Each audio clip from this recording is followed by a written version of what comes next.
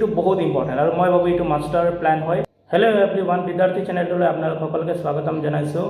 তো গাইজ, আপোনালোকে সকলোৱে জানে যে ADRE 2.0 সকলোখিনি কাম শেষ হ'বলৈ গৈ আছে আৰু 10 অক্টোবৰ তাৰিখে এপইণ্টমেণ্ট লেটাৰ বিতৰণ কৰাৰ আছে।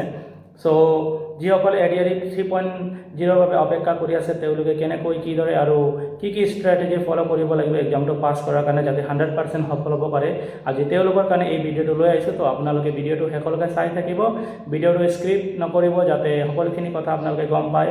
আৰু যদি ভিডিঅ'টো আপোনালোকে বহুত উপযোগী তেনেহ'লে চেনেলটো ছাবস্ক্ৰাইব কৰি ৰাখিব, কাৰণ এই ভিডিঅ' প্ৰথমৰ পৰা শেষলৈকে চিলেকশ্যন পোৱালৈকে আপোনালোকে সকলোখিনি সহায় পাই থাকিব। চ' বলক আজিৰ ভিডিঅ'টো আৰম্ভ কৰোঁ। চ' গাইজ, যিকোনো এটা এক্সাম পাছ কৰিবলৈ হ'লে আমি কিছুমান ষ্ট্ৰেটেজি ফ'ল' কৰিব লাগে আৰু সেই ষ্ট্ৰেটেজিবিলাক যদি আমি ফ'ল' কৰোঁ তেনেহ'লে আমি 100% ৰিজাল্টটো আমি হ'ব আৰু আমি চিলেকশ্যন পাবলৈ সক্ষম হ'ম। তো ADRE 3.0 কাৰণে আপোনালোকে কিছুমান চিলেকশ্যন পাবলৈ হ'লে কিছুমান ৰুলছ বা ষ্ট্ৰেটেজি ফ'ল' কৰিব লাগিব। চ' ফাৰ্ষ্ট নাম্বাৰটো হৈছে চিলেবাছ। যিকোনো একটা এক্সামৰ বাবে চিলেবাছটো ইম্পৰ্টেণ্ট হয়। চিলেবাছটো আমি বুজিব লাগে আৰু আপডেটেড থাকিব লাগে। ADRE 3.0 যিখিনি বেছিক চিলেবাছ হয় সেইখিনি হৈছে number 1 GK, number 2 mathematics, number 3 reasoning আৰু নাম্বাৰ 4 ইংলিছ এণ্ড কম্প্ৰিহেনশ্যন। তো এই চাৰিটা হৈছে বেছিক চিলেবাছ আৰু যিকোনো এটা এক্সামৰ কাৰণে আপোনালোকে যদি প্ৰিপেয়াৰ কৰে তেনেহ'লে ভালকৈ চাব, এই চাৰিটা ছাবজেক্টটো বেছিক্স হয়, ইয়াৰ পৰা কুৱেশ্যন আহে। চ' এইখিনি ভালকৈ প্ৰিপাৰেশ্যন আমি কৰিব লাগিব। এইখিনি কৰাৰ পিছত নেক্সট ষ্টেপটো হ'ব আমাৰ 2 নম্বৰটো হ'ব আমাৰ প্ৰেক্টিছ আৰু মক টেষ্ট।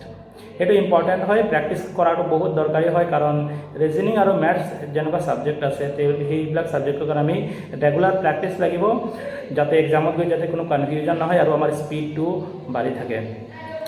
তাৰপিছত মক টেষ্ট দিব লাগিব আমি। এক্সামৰ আগত আমি বহুতখিনি মক টেষ্টৰ ৱেবছাইট আছে, সেইখিনি ৱেবছাইটত গৈ আপোনালোকে নিজৰ মক টেষ্টটো দিব পাৰিব। মক টেষ্টটো দিলে কি হ'ব, আপোনালোকে নিজৰ কনফিডেন্সটো গম পাব, কিমান কনফিডেন্স আছে, কিমান আপুনি পঢ়িছে, সেইখিনি অলপ আপুনি নিজে এনালাইচিছ কৰিব পাৰিব।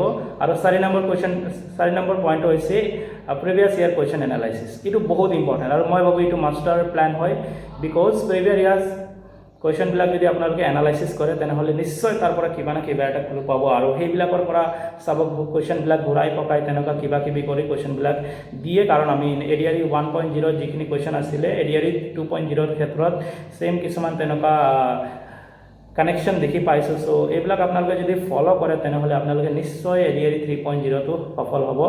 চ' যদি আপোনালোকে এই ভিডিঅ'টোৰ পৰা কিছুমান শিকিব পাৰিছে তেনেহ'লে নিশ্চয় ভিডিঅ'টোত লাইক কৰি দিব আৰু চেনেলটো ছাবস্ক্ৰাইব কৰিব, কাৰণ আগামী দিনত আমি সকলোখিনি এই যে 4টা চিলেবাছৰ বিষয়ে মই ক'লোঁ, এই সকলোখিনিৰ ভিডিঅ' এই চেনেলটোত আপোনালোকে পাব আৰু আপোনালোকে বহুতো হেল্প পাব। চ' আজিৰ ভিডিঅ'টো ইমানতে। যদি ভাল লাগিছে তেনেহ'লে ভিডিঅ'টো শ্বেয়াৰ কৰি দিব।